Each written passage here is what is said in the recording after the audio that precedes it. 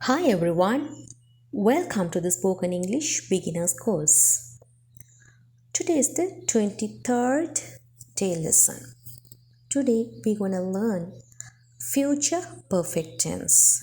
We have already learned present perfect tense in the 16th and 17th day sessions and past perfect tense in the 22nd day lesson. The links of those videos have been given in the description box. So இந்த லெசனை படிக்கிறதுக்கு முன்னாடி நீங்கள் அவற்றையும் படிச்சுட்டு இதை follow பண்ணுறது better. முதல்ல ஃப்யூச்சர் பர்ஃபெக்ட் டென்ஸ் சென்டென்சஸை எங்களோட ரியல் லைஃப்பில் எந்த மாதிரியான இடங்களில் யூஸ் பண்ண வேண்டும் அப்படின்றத பார்க்கலாம். நான் நாளைக்குள் என்னோடய வேலையை முடிச்சிடுவேன். நாளை மாலைக்குள் அவர் அந்த இடத்தை சென்றடைந்திடுவார். என்னோட பெற்றோர் வீட்டுக்கு வருவதற்கு முன்னாடி நான் என்னோட ரூமை க்ளீன் பண்ணிடுவேன். So future perfect tense sentence என்பது எவ்வாறான ஆக்ஷன்ஸை குறிக்குமாண்டா, ஃப்யூச்சரில் நடந்து முடியக்கூடிய, ஃப்யூச்சரில் ஒரு குறிப்பிட்ட டைமில் நடந்து முடியக்கூடிய ஆக்ஷனை பற்றி முன்கூட்டியே நாங்கள் சொல்வது. ஸோ அந்த ஆக்ஷனானது எதிர்காலத்தில் வேறு சில நிகழ்வுகளுக்கு முன்னதாக முடிவடையும். ஓகே, பட் அது முடிகிறது கூட எதிர்காலத்தில் ஒரு பீரியடில் தான், பட் வேறு சில நிகழ்வுகளுக்கு முன்னதாக நடக்கும்.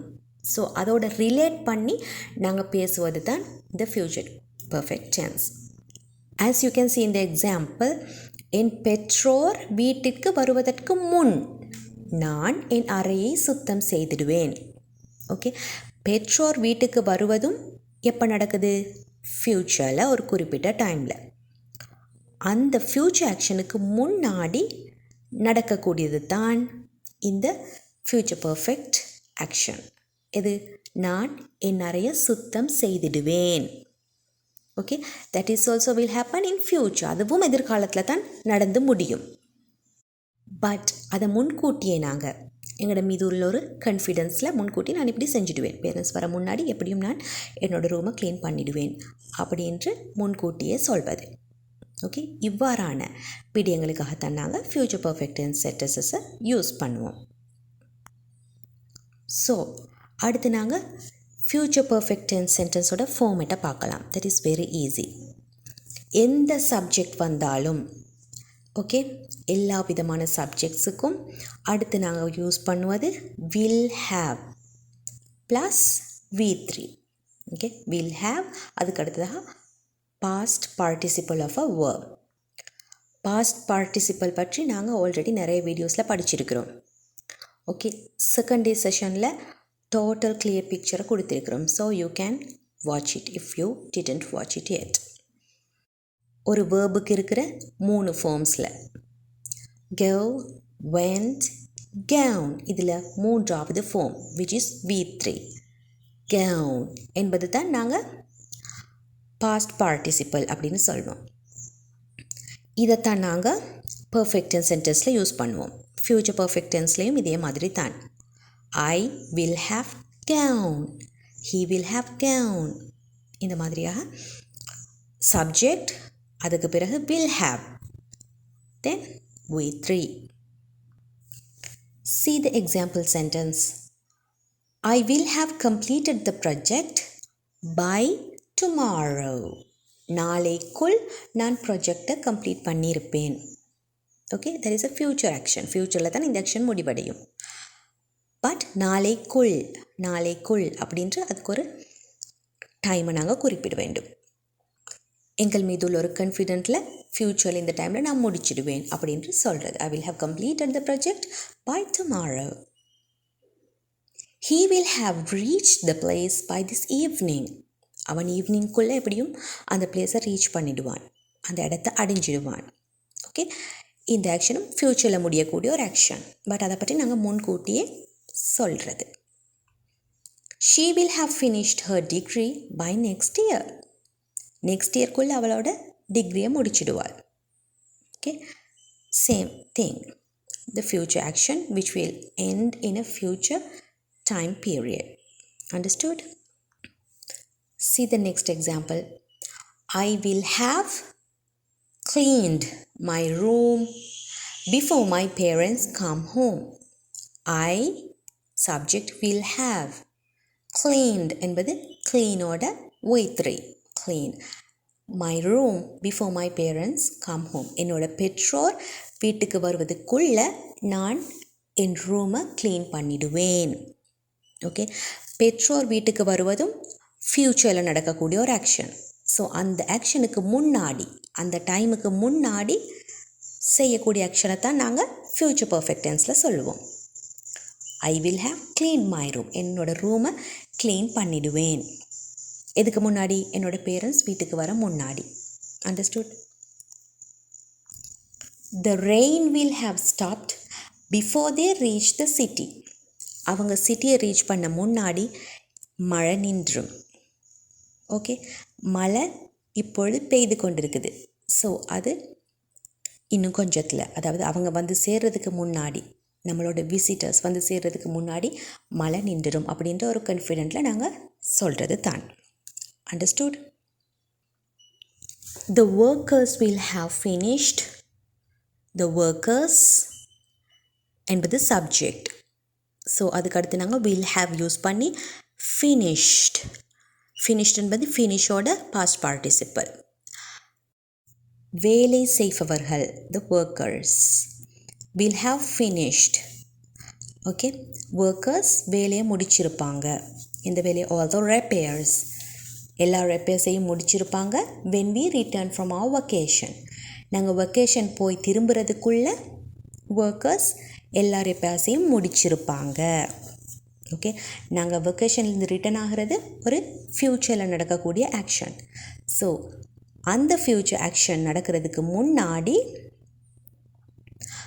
ஒர்க்கர்ஸ் அவங்களோட வேலையை முடிச்சிருப்பாங்க. ஸோ அதுதான் future perfect tense sentence. Okay, வேறு நிகழ்வு, அதாவது ஃப்யூச்சரில் நடக்கக்கூடிய வெவ்வேறு நிகழ்வுகளுக்கு முன்னாடி நடக்கக்கூடிய ஒரு ஃப்யூச்சர் ஆக்ஷன். இரண்டும் ஃப்யூச்சரில் தான், பட் ஃபர்ஸ்ட் ஆக்ஷன் தான் ஃப்யூச்சர் பர்ஃபெக்ட் டென்ஸில் நாங்கள் குறிப்பிட வேண்டும். அண்டர்ஸ்டுட்? அடுத்து நெகட்டிவ் சென்டென்ஸ் உருவாக்குவதாக இருந்தால் will not have, subject plus will not have plus V3. I will not have completed the project by then. By then, அந்த டைம் ஆகும் பொழுது நான் ப்ராஜெக்டு கம்ப்ளீட் பண்ணியிருக்க மாட்டேன். ஓகே, பை தென் அந்த டைம் இதுக்கு முன்னாடி. ஓகே, நான் என்னோடய வேலையை கம்ப்ளீட் பண்ணியிருக்க மாட்டேன். She will not have reached the class before it starts. அவள் கிளாஸ் தொடங்குவதுக்கு முன்னாடி அங்கே போய் சேர மாட்டா. ஓகே, ஆல்ரெடி அவள் ரொம்ப லேட்டாக தான் வெளியேறினா. ஓகே, வீட்டை விட்டு வெளியேறினா. ஸோ அவளால் ஆன் டைம் செல்ல முடியாமல் இருக்கும்.